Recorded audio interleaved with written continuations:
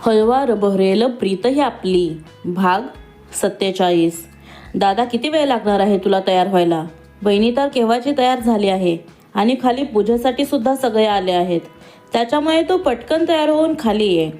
पिहू रूमच्या बाहेरून त्याला आवाज देत बोलली. हो, मी ऑलमोस्ट तयारच आहे. फक्त मला 5 मिनिटे वेळ दे. वीर आतूनच बोलला. आजीला तुझ्याशी काहीतरी बोलायचं आहे, त्याच्यामुळे ती तुझी खाली वाट बघतीये. पिहू, तू जा, मी आलो. वीर बोलला आणि पिहू खाली निघून आली. आज पूजेच्या दिवशी आजीला माझ्याशी काय बोलायचं आहे, हा विचार करतच वीर खाली निघून आला. समोर पार्वतीबाई नोकरांकडून पूजेची सगळी तयारी करून घेत होत्या. वीरला पाहून त्यांच्या चेहऱ्यावरचे थोडेसे भाव बदलले. काय झालं आजी? वीर वरून खाली येत येतच पार्वतींना म्हणाला. मला अक्षिताने सांगितलं तू रमासोबत बोलायला तयार झाला आहेस, पण हे सगळं तू मनापासून करतोस की नाही ते मला माहीत नाहीये. काल तो आई असं म्हणालास, पण जेव्हा रमा तुझ्याशी बोलली तेव्हा तू तिच्याकडे सरळ सरळ दुर्लक्ष केलंस. याचं तिला किती वाईट वाटलं याचा विचार केलास का? पार्वती वीरला समजावत बोलल्या. हो, मी हे सगळं मनापासून बोललो होतो आजी, आणि इतक्या वर्षांची जखम आहे, ती अशी लगेच सहजासहजी भरून नाही जाणार. त्याच्यासाठी मला थोडा वेळ तर हवाच, आणि मी तिच्याशी नक्की बोलणार आहे. वीर, जेव्हा तू तिच्याशी बोलशील ना, तेव्हा फक्त तिच्या चेहऱ्यावरचा आनंद बघ. इतर सगळ्या गोष्टींकडे तू दुर्लक्ष करून टाक. जेव्हा एखादा मुलगा आपल्या आईला आई म्हणून हाक मारतो ना, तेव्हा सगळ्यात जास्त आनंद तर तिलाच होतो. पार्वती, पूजा झाली की मी बोलतो तिच्याशी.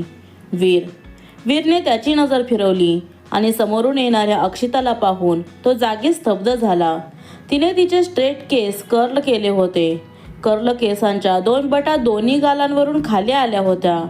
तिच्या गालावर आलेले केस ती हळूच कानामागे सारत होती, पण ते केस तिच्या चेहऱ्यावर येतच होते. वीर मंत्रमुग्ध होऊन तिला पाहत होता. ती त्याच्यासमोर येऊन उभी राहिलेली सुद्धा त्याला जाणवलं नाही.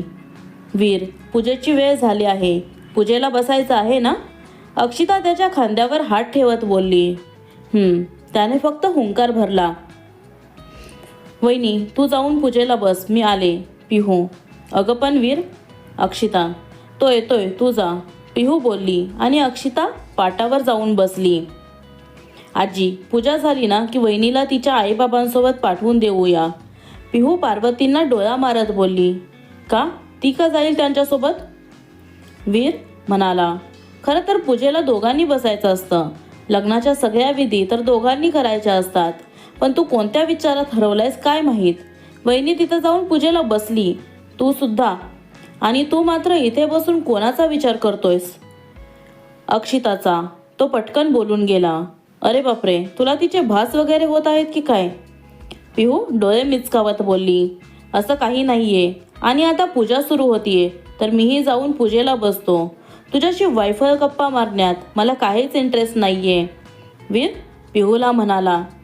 तू पूजेला बसताना मला का सांगितलं नाही? मलाही घेऊन यायचं होतंस ना बरोबर. जर घेऊन आली असतीस तर पिहूने माझी इतकी टिंगल केली नसती. वीर अक्षिताच्या बाजूला पाटावर बसत बोलला. जेव्हा मी तुम्हाला पूजेसाठी बोलवत होते तेव्हा तुम्ही नक्की कोणाचा विचार करत होतात, माझा की आईंचा? अक्षिता वीरकडे तिरक्या नजरेने पाहत बोलली. बायको एवढी सुंदर दिसत असताना दुसऱ्या कोणाचा विचार कशाला माझ्या मनात येईल? पण तुझा मूड का ऑफ आहे? वीर तिच्या चेहऱ्याकडे पाहत बोलला. आपण ऑफिसमधल्या सगळ्यांना पूजेसाठी सांगायला हवं होतं. खरं तर त्यांना आपण लग्नासाठीच इन्व्हाइट करायला हवं होतं, पण लग्नासाठी नाही, निदान पूजेसाठी तरी त्यांनी यायला पाहिजे होतं. अक्षिता उदास होत बोलली. ही आपल्या लग्नाची पूजा आहे. ऑफिसमध्ये तर सगळेच असतात ना, पण लग्नाच्या पूजेमध्ये तर घरचेच मेंबर असतात. फक्त त्याच्यामुळे ते कसे काय येऊ शकतील? वीर अक्षिताला समजावत बोलला. जर आपण त्यांना पूजेसाठी बोलवलं असतं तर ते नक्कीच आले असते. आणि ऑफिसमध्ये तर आत्तापर्यंत सगळ्यांना असंच वाटत असेल की तुमचं आणि तनिषाचं लग्न झालंय. पण कालचा तो व्हिडिओ ज्यांनी बघितला असेल त्यांना त्याची सत्य परिस्थिती कळली असेल, पण ज्यांनी बघितला नसेल ते तर याच भ्रमात असतील ना. अक्षिता, पूजा अजून सुरू झाली नाही ना? पाठीमागून आवाज आला आणि अक्षिताला तो आवाज तिच्या ओळखीचा वाटला. नाही, पूजा सुरू होतीये, तुम्ही बसून घ्या. पूजा संपल्यानंतर आपण बोलू, वीर बोलला. पूजा सुरू झाली आणि सगळ्यांचं लक्ष पूजेकडे लागलं. अक्षताच्या मनात मात्र त्या आवाजाविषयी गोंधळ सुरू होता. नक्कीच तो आवाज रेश्माचा होता असा विचार तिच्या मनात आला. पण तिने तिच्या मनातले विचार झटकले आणि तिने पूजाकडे लक्ष केंद्रित केले. पूजा चालू असताना अधूनमधून तिला वीरच्या हाताला हात लावायचा होता. सुरुवातीला तर ती खूप घाबरत होती, पण पूजा आहे म्हटल्यानंतर तिने त्याच्या हाताला हात लावला. जवळपास 2 तासांनी पूजा संपली आणि वीर व अक्षिता जागेवरून उठले. त्या दोघांनी घरातील सगळ्या मोठ्यांचे आशीर्वाद घेतले. वीर रमाच्या पाया पडण्यासाठी खाली वाकला आणि त्याच्या पाठीवरून प्रेमाचा हात फिरवला गेला. नकळत त्याच्या डोळ्यातून अश्रू जमा झाले, पण त्याने ते तिथेच गेले. ते दोघे उभे राहिले तर रमाचा कंठ दाटून आला होता. त्या वीरकडे भरल्या डोळ्यांनी बघत होत्या. त्यांना आशा होती की वीर आता तरी आपल्याशी बोलेल, पण तसं अजिबात झालं नाही. अक्षिताने हळूच त्याच्या हाताला चिमटा काढला आणि तो जोरात विवळला. आई ग वीर, काय झालं? काही लागलं का रे तुला? रमा त्याच्या शरीरावरून हात फिरवत बोलल्या. काही नाही लागलेलं मला, मी ठीक आहे वीर. वीर त्यांच्याशी एवढाच बोलला आणि त्यांच्या डोळ्यात साठलेले अश्रू बाहेर आले. बघितलं का वीर, एवढ्या दिवसापासून त्या फक्त याच गोष्टीसाठी तरसत होत्या की कधी एकदा त्यांचा मुलगा त्यांच्याशी बोलतोय. हे त्यांच्या डोळ्यातले अश्रू आहेत ना, ते दुःखाचे नाही तर आनंदाचे अश्रू आहेत. अक्षिता, मला माहिती होतं तू कधी ना काहीतरी आपल्या आईशी बोलशील. तो आपल्या आईला कधीच इतकं अंतर देणार नाहीस आणि अक्षिताने मला शब्द दिला होता की तू माझ्याशी नक्की बोलशील. रमा डोळ्यात पाणी आणून वीरला म्हणाल्या. आणि तिने सांगितले म्हणूनच मी तुझ्याशी बोलतोय. हे सगळं मी तिच्या आनंदासाठी करतोय वीर. भलेही तू हे सगळं तिच्या आनंदासाठी करत असशील, पण त्याच्यातून मला सुद्धा थोडासा आनंद मिळतोय, यातच मी समाधानी आहे. रमा डोळ्यातील अश्रू पुसत बोलल्या. थोडासा आनंद का? तुमचा तर या सगळ्या आनंदावरती पूर्ण अधिकार आहे. माझ्या आधी तुमचा आनंद सगळ्यात जास्त महत्त्वाचा असेल, कारण तुम्ही जन्म दिला यांना. तुमच्यामुळेच मला एवढा छान नवरा मिळालाय, अक्षिता बोलली आणि वीर तिच्याकडे आश्चर्याने पाहू लागला. कशी आहे ही मुलगी? तिच्यासाठी एवढं सगळं करतोय तरीही इतरांनाच महत्त्व देतीये, पण ती माझ्या घरच्यांचा विचार करते. हेच माझ्यासाठी सगळ्यात जास्त महत्त्वाचं आहे आणि तिच्यामुळे मी माझ्या आईशी बोलू शकलो, याच्यात तिला आनंद होताच. पण इतक्या वर्षापासून मला जे करायला हवं होतं ते तिने करून घेतलं माझ्याकडून. वीर स्वतःशीच बडबडत होता.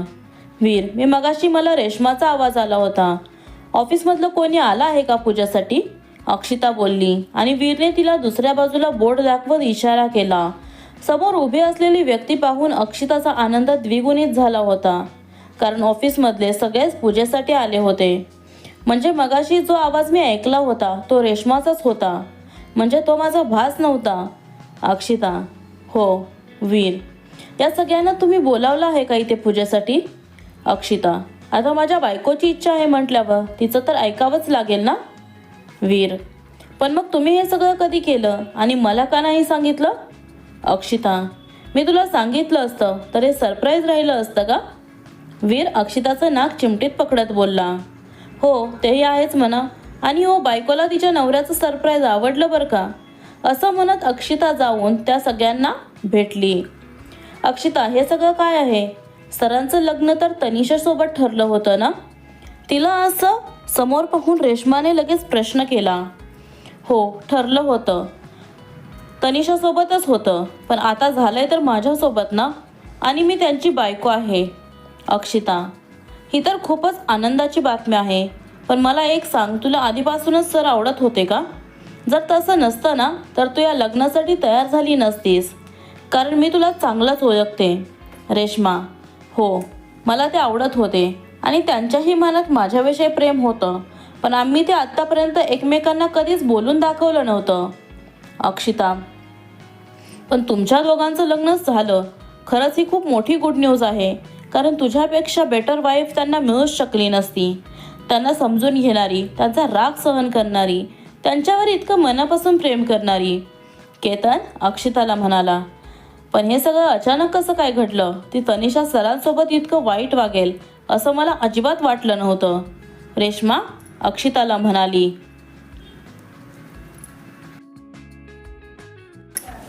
तुम्ही या सगळ्याचा अजिबात विचार करू नका. तुम्ही फक्त पूजा एन्जॉय करा. वीर त्यांच्याजवळ येत बोलला. तुम्हा दोघांना हार्टली कॉंग्रॅच्युलेशन्स. सगळे सोबतच बोलले आणि त्यांनी आणलेले गिफ्ट त्या दोघांना दिले. अक्षिता, तू आता ऑफिसला येणार नाही आहेस का? रेश्मा हळूच तिच्या कानात बोलली. नाही, या सगळ्याचा अजून तरी काही विचार केलेला नाही आहे. पण याविषयी मी वीरशी बोलणार आहे, पण आत्ताच नाही. अक्षिता. रेश्मा, तुझं आणि अक्षिता मॅडमचं बोलून झालं असेल तर आपण जाऊया का? मला खूप भूक लागली आहे. केतन त्या दोघींना खूप जास्त डीपमध्ये गप्पा मारताना पाहून बोलला. हो, जाऊया. रेश्मा, तुम्ही कोणीसुद्धा मला मॅडम म्हणू नका प्लीज. मी तुमच्यापेक्षा लहान आहे आणि आत्तापर्यंत जसे आपण एकमेकांसोबत बोलत होतो आपण तसंच राहूया. अक्षिता सगळ्यांनाच बोलली. पण ते सरांना आवडणार नाही. रेश्मा, तुम्ही कायम फ्रेंड्स म्हणून राहिलात तरी चालेल, माझी काही हरकत नाही आहे. पण ज्या वेळेला ती ऑफिसमध्ये येईल त्यावेळेला तुम्हाला तिला मॅडम म्हणूनच बोलवावं लागेल. ऑफिसच्या बाहेर तुम्ही तिला अक्षिता म्हणून बोलावलं तरी मला काहीच प्रॉब्लेम नाही आहे. वीर, म्हणजे मी ऑफिसमध्ये येऊ शकते? अक्षिता एकदम एक्साइटमेंटमध्ये बोलली. हो. तो चेहऱ्यावर एक गोड स्माईल आणत बोलला.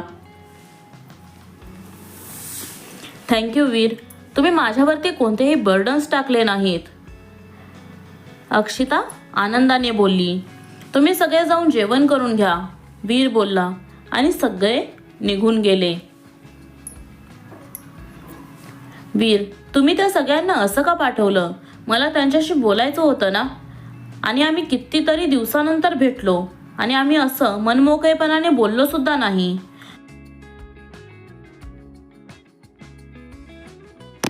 अक्षिता गाल फुगवत बोलली. ठीक आहे, मग तू पण जा, त्यांच्यासोबत जेवण कर. आता तुला माझी कुठे काळजी आहे? तुझे फ्रेंड्स भेटले की तू तर मला विसरूनच गेलीस. वीर, प्लीज वीर, तुम्ही चिडू नका ना. मला तसं अजिबात म्हणायचं नव्हतं. अक्षिता त्याला समजावत बोलली. तुला काय म्हणायचं होतं आणि काय नाही हे मला चांगलंच समजलं आणि याचं उत्तर मी तुला रात्रीच देईन. वीर, वीर सगळे चाललेत तर तुम्ही दोघे एकदा त्यांना भेटून घ्या. प्रकाशराव त्यांच्या दोघांच्या जवळ येत बोलले. वीरने फक्त हुंकार भरला. वीर आणि अक्षिताने सगळ्यांना निरोप दिला. सगळे तिथून गेले. ऑफिसमधलेही सगळे त्या दोघांना सी ऑफ करून तिथून बाहेर पडले. Hello mister. वीर, आम्ही निघतो. सार्थक त्यांच्याजवळ येत बोलला. अजून थोडा वेळ थांबला असतात तर बरं झालं असतं. वीर त्यांना रिक्वेस्ट करत बोलला. नाही नको, तसंही पूजा झालेलीच आहे आणि तुम्ही माझ्या मनातला डाऊट खरा करून दाखवलात. सार्थक वीरला डोळा मारत बोलला. कोणता डाऊट? वीर न समजून बोलला. ज्या दिवशी तुम्ही प्रेझेंटेशन देण्यासाठी आमच्या घरी आला होता तेव्हाच मला तुमच्या दोघांवरती डाऊट आला होता.